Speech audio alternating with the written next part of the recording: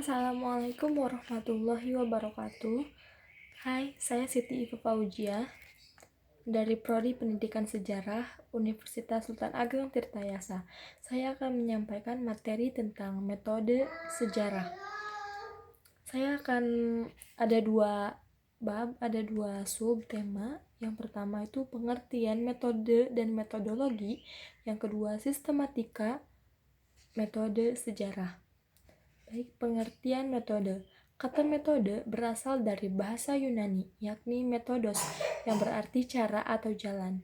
Dalam kaidah ilmiah, metode berkaitan dengan cara kerja atau prosedur untuk dapat memahami objek yang menjadi sasaran ilmu yang bersangkutan. Menurut Peter Elson, dalam bukunya Social Science and Its Methods, metode merupakan suatu prosedur atau cara mengetahui sesuatu yang mempunyai langkah-langkah sistematis. Sedangkan metodologi menurut Kenneth D. Bailey merupakan falsafah tentang proses penelitian yang di dalamnya mencakup asumsi-asumsi, nilai-nilai, standar, atau kriteria yang digunakan untuk menafsirkan data dan mencari kesimpulan. Metodologi dalam ilmu filsafat disebut epistemologi, dari bahasa Yunani yakni episteme, artinya pengetahuan, yang membahas tentang teori ilmu pengetahuan atau filsafat ilmu. Tugas utama epistemologi adalah mempertanyakan tentang how to know something, bagaimana memperoleh suatu pengetahuan. Nah, selanjutnya sistematika metode sejarah. Yang pertama ada 4. Yang pertama itu heuristik. Heuristik ini adalah bentuk dari sumber sejarah yang akan dikumpulkan. Sumber sejarah itu yang pertama ada sumber tulisan, yakni jejak masa lalu yang mengandung informasi dalam bentuk tulisan. Tulisannya berupa informasi primer dan sekunder. Primer ini yang tertulis berupa dokumen atau arsip, sedangkan sekunder ini tidak langsung, berupa laporan hasil penelitian, karya ilmiah, skripsi, dan biografi. Yang kedua, ada sumber lisan, yakni informasi tentang suatu peristiwa, baik yang disampaikan secara turun-temurun atau oral tradition maupun langsung dari pelaku sejarah atau oral history.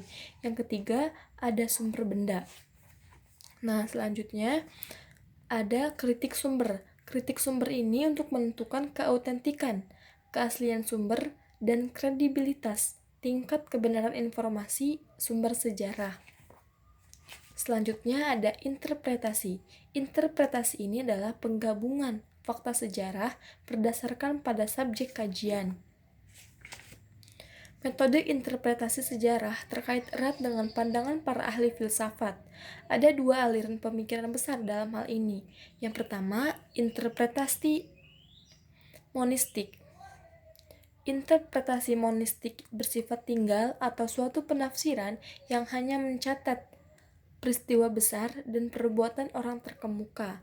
Interpretasi ini meliputi 4 ranah. Yang pertama, interpretasi teologis, yang bertumpu pada takdir Tuhan atau teosentris.